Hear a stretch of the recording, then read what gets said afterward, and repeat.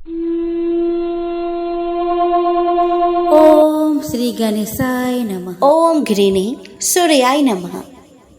जो समस्त सृष्टि को प्रकाश, ऊर्जा और जीवन देता है, जो साक्षात जगत के चक्षु है, वही है भगवान सूर्यदेव। उनकी कृपा से जीवन में आरोग्यता, तेज, वृद्धि और सफलता का संचार होता है। रविवार का यह व्रत विशेष रूप से सूर्यदेव की उपासना हेतु किया जाता है। जो श्रद्धा और नियम से इस व्रत को करता है, उसके जीवन से रोग, दरिद्रता और बाधाएं दूर होती है। यह व्रत व्यक्ति को आत्मिक बल प्रदान करता है और सूर्यदेव के आशीर्वाद से उसकी मनोकामनाएं पूर्ण होती है। तो आइए इस शुभ अवसर पर हम सुनते हैं रविवार व्रत की दिव्य कथा, जो हमें धर्म, श्रद्धा और सूर्य उपासना का महत्व सिखाती है। जय सूर्य नारायण। ओम सूर्याय नमः। दोस्तों, रविवार व्रत की पौराणिक कथा के अनुसार प्राचीन काल में एक बुढ़िया रहती थी। वह नियमित रूप से रविवार का व्रत करती। रविवार के दिन सूर्य उदय से पहले उठकर बुढ़िया स्नान आदि से निवृत्त होकर आंगन को गोबर से लीपकर स्वच्छ करती। उसके बाद सूर्य भगवान की पूजा करते हुए रविवार व्रत कथा सुनकर सूर्य भगवान को भोग लगाकर दिन में एक समय भोजन करती। सूर्य भगवान की अनुकंपा से बुढ़िया को किसी प्रकार की चिंता एवं कष्ट नहीं थी। धीरे धीरे उसका घर धन धान्य से भर रहा था। उस बुढ़िया को सुखी होते देख उसकी पड़ोसन उससे जलने लगी। बुढ़िया ने कोई गाय नहीं पाल रखी थी, अतः वह अपने पड़ोसन के आंगन में बंधी गाय का गोबर लाती थी। पड़ोसन ने कुछ सोचकर अपने गाय को घर के भीतर बांध दिया। रविवार को गोबर न मिलने से बुढ़िया अपना आंगन नहीं लीप सकी। आंगन न लीप पाने के कारण उस बुढ़िया ने सूर्य भगवान को भोग नहीं लगाया और उस दिन स्वयं भी भोजन नहीं किया। सूर्यास्त होने पर बुढ़िया भूखे प्यासे ही सो गई। प्रातः काल सूर्य उदय से पूर्व उस बुढ़िया की आँख खुली तो वह अपने घर के आंगन में सुंदर गाय और बछड़े को देखकर हैरान हो गई। गाय को आंगन में बांधकर उसने जल्दी से उसे चारा लाकर खिलाया। पड़ोसन ने उस बुढ़िया के आंगन में बंधी सुंदर गाय और बछड़े को देखा तो वह उससे और भी अधिक जलने लगी। तभी गाय ने सोने का गोबर किया। गोबर को देखते ही पड़ोसन की आंखें फट गईं। पड़ोसन ने उस बुढ़िया को आसपास न पाकर तुरंत उस गोबर को उठाया और अपने घर ले गई तथा अपने गाय का गोबर वहां पे रखाई। सोने के गोबर से पड़ोसन कुछ ही दिनों में धनवान हो गई। गाय प्रतिदिन सूर्य उदय से पहले सोने का गोबर किया करती थी और बुढ़िया के उठने के पहले पड़ोसन उस गोबर को उठाकर ले जाती थी। बहुत दिनों तक बुढ़िया को सोने के गोबर के बारे में कुछ पता ही नहीं चला। बुढ़िया पहले की तरह हर रविवार को भगवान सूर्यदेव का व्रत करती रही और कथा सुनती रही। लेकिन सूर्य भगवान को जब पड़ोसन की चालाकी का पता चला तो उन्होंने तेज आंधी चलाई। आंधी का प्रकोप देखकर बुढ़िया ने गाय को घर के भीतर बांध दिया। सुबह उठकर बुढ़िया ने सोने का गोबर देखा तो उसे बहुत आश्चर्य हुआ। उस दिन के बाद बुढ़िया गाय को घर के भीतर बांधने लगी। सोने के गोबर से बुढ़िया कुछ ही दिन में बहुत धनी हो गई। बस बुढ़िया के धनी होने से पड़ोसन बुरी तरह जल भून राख हो गई और उसने अपने पति को समझा बुझाकर उसे नगर के राजा के पास भेज दिया। सुंदर गाय को देखकर राजा बहुत खुश हुआ। सुबह जब राजा ने सोने का गोबर देखा तो उसके आश्चर्य का ठिकाना न रहा। उधर सूर्य भगवान को भूखे प्यासी बुढ़िया को इस तरह प्रार्थना करते देख उस पर बहुत करुणा आई। उसी रात सूर्य भगवान ने राजा को स्वप्न में कहा कि राजन, बुढ़िया की गाय व बछड़ा तुरंत लौटा दो, नहीं तो तुम पर विपत्तियों का पहाड़ टूट पड़ेगा, तुम्हारा महल नष्ट हो जाएगा। सूर्य भगवान के स्वप्न से बुरी तरह भयभीत राजा ने प्रातः उठते ही गाय और बछड़ा बुढ़िया को लौटा दिया। राजा ने बहुत सा धन देकर बुढ़िया से अपने गलती के लिए क्षमा मांगी। राजा ने परोसन और उसके पति को उनकी इस दुष्टता के लिए दंड दिया। फिर राजा ने पूरे राज्य में घोषणा कराई कि सभी स्त्री पुरुष रविवार का व्रत किया करें। रविवार का व्रत करने से सभी लोगों के घर धन धान्य से भर गए। राज्य में चारों ओर खुशहाली छा गई। स्त्री पुरुष सुखी जीवन यापन करने लगे तथा सभी लोगों के शारीरिक कष्ट भी दूर हो गए। सुमंतु मुनि बोले कि राजन, सांब ने नारद जी से कहा कि महामुने, आपने भगवान सूर्य नारायण के अत्यंत आनंदप्रद महात्म्य का वर्णन किया, जिससे मेरे हृदय में उनके प्रति दृढ़ भक्ति उत्पन्न हो गई है। अब आप भगवान सूर्य नारायण की पत्नी महाभागा राखी एवं निच्छुभा तथा डिंडी और पिंगल आदि के विषय में बतलाइए। नारद जी ने कहा कि सांब, भगवान सूर्य नारायण की रागी और निच्छुभा नामक दो पत्नियां थी। इनमें से रागी को धो अर्थात स्वर्ग और निच्छुभा को पृथ्वी भी कहा जाता है। पौष शुक्ल सप्तमी तिथि को धो के साथ और माघ कृष्ण पक्ष की सप्तमी तिथि को निच्छुभा यानी कि पृथ्वी के साथ सूर्य नारायण का संयोग होता है, जिससे रागी धो से जल और निच्छुभा पृथ्वी से तीनों लोकों के कल्याण के लिए अनेक प्रकार की सस्य संपत्तियां उत्पन्न होती है। सस्य यानी कि अन्न को देकर अत्यंत प्रसन्नता से ब्राह्मण हवन करते हैं। स्वाहाकार और स्वधाकार से देवताओं और पितरों की तृप्ति होती है। जिस प्रकार रागी अपने दो रूपों में हुई और ये जिनकी पुत्री है तथा इनकी जो संतानें हुई उनका हम वर्णन करते हैं। आप इसे सुनिए। सांब ब्रह्मा के पुत्र मरीचि, मरीचि के कश्यप, कश्यप से हिरण्यकश्यप, हिरण्यकश्यप से प्रहलाद, प्रहलाद से विरोचन नामक पुत्र हुआ। विरोचन की बहन का विवाह विश्वकर्मा के साथ हुआ, जिससे संज्ञा नाम की एक कन्या उत्पन्न हुई। मरीचि की सुरूपा नामक कन्या का विवाह अंगिरा ऋषि से हुआ, जिससे बृहस्पति उत्पन्न हुए। बृहस्पति की ब्रह्मवादिनी बहन ने 8वें प्रभास नामक वसु से पाणी ग्रहण किया, जिसका पुत्र विश्वकर्मा समस्त शिल्पों को जानने वाला हुआ। उन्हीं का नाम त्वष्टा भी है, जो देवताओं के बढ़ई हुए। इन्हीं की कन्या संज्ञा को रागी कहा जाता है। इन्हीं को धौ, प्रभा तथा सुरेणु भी कहते हैं। इन्हीं की संज्ञा की छाया का नाम निच्छुभा है। सूर्य भगवान की संज्ञा नामक भार्या बड़े ही रूपवती और पतिव्रता थी, किंतु भगवान सूर्य नारायण मानव रूप में उसके समीप नहीं जाते थे और अत्यधिक तेज से परिव्याप्त होने के कारण सूर्य नारायण का वह स्वरूप सुंदर मालूम नहीं होता था। अतः वह संज्ञा को भी अच्छा नहीं लगता था। संज्ञा से 3 संतानें उत्पन्न हुई, किंतु सूर्य नारायण के तेज से व्याकुल होकर वह अपने पिता के घर चली गई और हजारों वर्षों तक वहां रही। जब पिता ने संज्ञा से पति के घर जाने के लिए अनेक बार कहा, तब वह उत्तर कुरु देश को चली गई। वहां पर वह अश्विनी का रूप धारण करके तृण आदि चलती हुई समय बिताने लगी। सूर्य भगवान के समीप संज्ञा के रूप में उसकी छाया निवास करती थी। सूर्य उसे संज्ञा ही समझते थे। इससे 2 पुत्र हुए और एक कन्या हुई।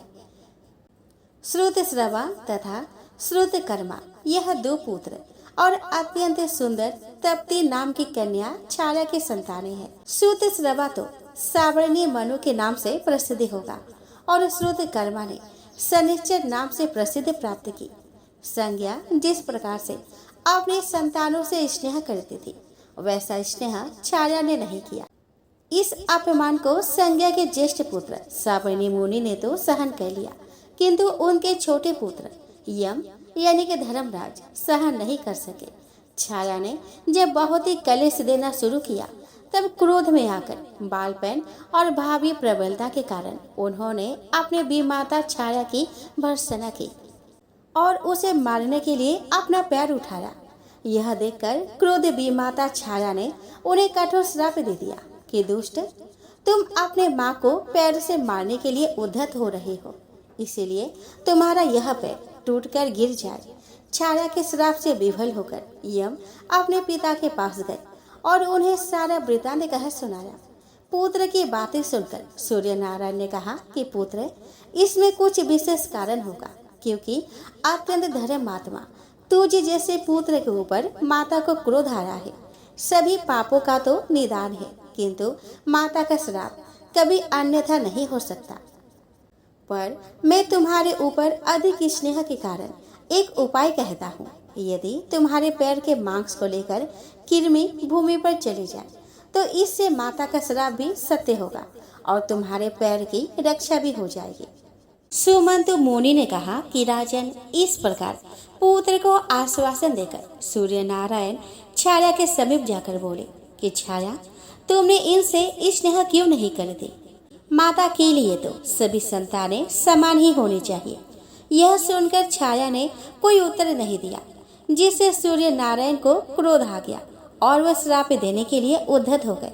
छाया भगवान सूर्य के क्रोध को देखकर भयभीत हो गई और उसने अपना संपूर्ण वृतांत बतला दिया। तभी सूर्य अपने ससुर विश्वकर्मा के पास गए।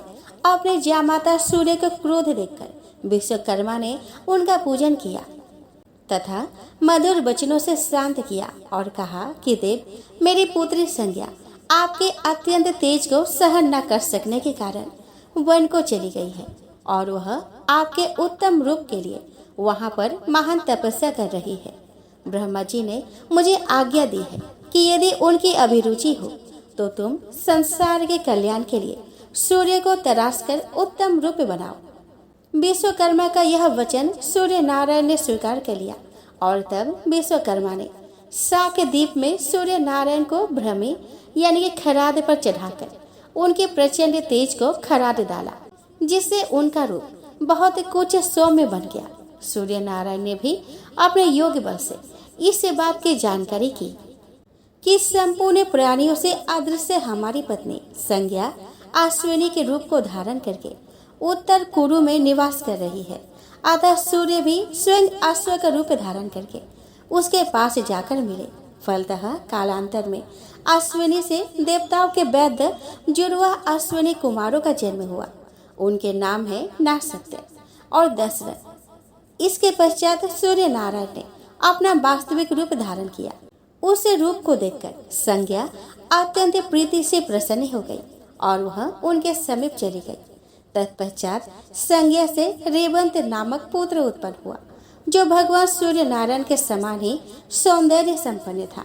इस प्रकार साबरणी मुनि, यम, यमुना, शनि, तप्ती, 2 अश्विनी कुमार, बेबस्वत मणि और रेवंत, यह सब सूर्य नारायण की संतानें हुई।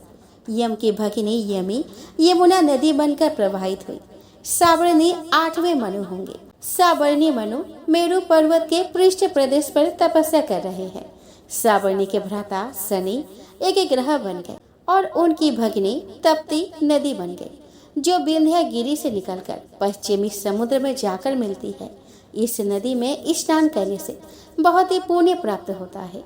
सौम्य नदी से तप्ती का संगम और गंगा नदी से बेबस्वती यमुना का संगम होता है। दोनों अश्विनी कुमार देवताओं के वैद्य हैं, जिनकी विद्या से ही वेदगण भूमि पर अपना जीवन निर्वाह करते हैं। सूर्य नारायण ने अपने समान रूप वाले रेवंत नामक पुत्र को अश्व का स्वामी बनाया। जो मानव अपने गंतव्य मार्ग के लिए रेवंती की पूजा करके प्रस्थान करता है, उसे मार्ग में कलेश नहीं होता। विश्वकर्मा के द्वारा सूर्य नारायण को खराद पर चढ़ाकर जो तेज ग्रहण किया गया, उससे उन्होंने भगवान सूर्य की पूजा करने के लिए भोजकों को उत्पन्न किया। जो अमित तेजस्वी सूर्य नारायण संतान उत्पत्ति की इस कथा को सुनता अथवा पढ़ता है, वह सभी पापों से मुक्त होकर सूर्य लोक में दीर्घ काल तक रहने के पश्चात पृथ्वी पर चक्रवर्ती राजा होता है। ब्रह्मा जी बोले कि विष्णु, जो कार्तिक मास में सूर्यदेव के मंदिर में दीप प्रज्वलित करता है, उसे संपूर्ण यज्ञों का फल प्राप्त होता है एवं वह तेज में सूर्य के समान तेजस्वी होता है। अब मैं आपको भद्र ब्राह्मण की कथा सुनाता हूँ, जो समस्त पापों का नाश करने वाली है। उसे आप सुने। दोस्तों, प्राचीन काल में महिष्मति नाम की एक सुंदर नगरी में नाग शर्मा नामक एक ब्राह्मण रहता था। भगवान सूर्य की प्रसन्नता से उसके 100 पुत्र हुए। उसके छोटे पुत्र का नाम भद्र था।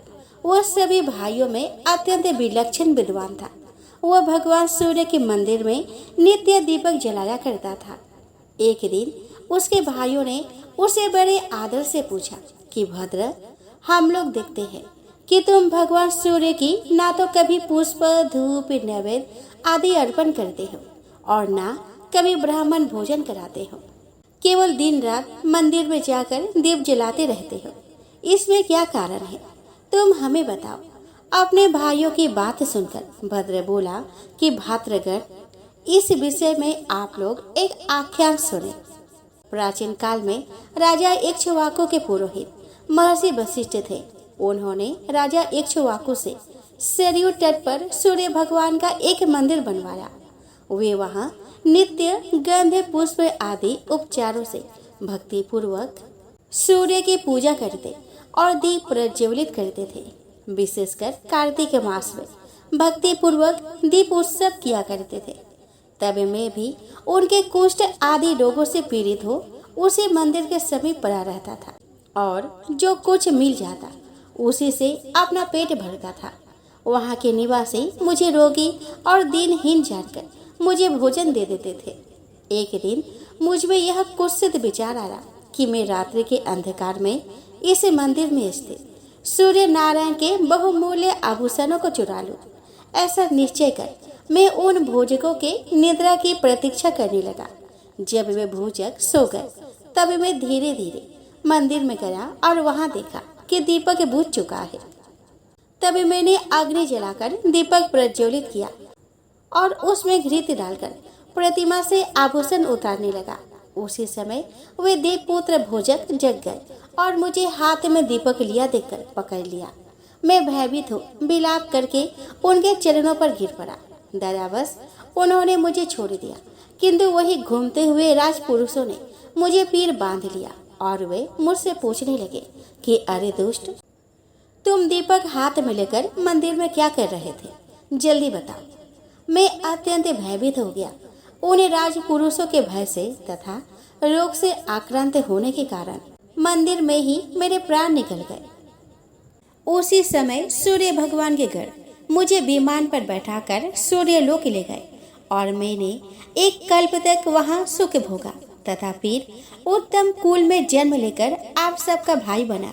बंधुओं, यह कार्तिक मास में भगवान सूर्य के मंदिर में दीपक जलाने का फल है। यद्यपि मैंने दुष्ट बुद्धि से आभूषण चुराने की दृष्टि से मंदिर में दीपक जलाया था, तथापि उसी के फल स्वरूप इस उत्तम ब्राह्मण कुल में मेरा जन्म हुआ तथा वेद शास्त्रों का मैंने अध्ययन किया और मुझे पूर्व जन्म की स्मृति हुई। इस प्रकार उत्तम फल मुझे प्राप्त हुआ। दुष्ट बुद्धि से भी घी द्वारा दीपक जलाने का ऐसा श्रेष्ठ फल देखकर मैं अब नित्य भगवान सूर्य के मंदिर में दीपक प्रज्वलित करता रहता हूँ। इतनी कथा सुनाकर ब्रह्मा जी बोले कि विष्णु, दीपक जलाने का फल भद्र ने अपने भाइयों को बताया। जो पुरुष सूर्य के नामों का जप करता हुआ मंदिर में कार्तिक के महीने में दीपदान करता है, वो आरोग्य, धन संपत्ति, बुद्धि, उत्तम संतान और जाति स्मृत तत्व को प्राप्त करता है। षष्ठी और सप्तमी तिथि को जो प्रयत्न पूर्वक सूर्य मंदिर में दीपदान करता है, वह उत्तम विमान में बैठकर सूर्य लोक को जाता है। इसलिए भगवान सूर्य के मंदिर में भक्ति पूर्वक दीप प्रज्वलित करना चाहिए। प्रज्वलित दीप को ना तो बुझाए और ना उसका हरण करे। दीपक हरण करने वाला पुरुष अंधा मूसक होता है। इस प्रकार कल्याण की इच्छा वाले पुरुष दीप प्रज्वलित करे, हरे नहीं।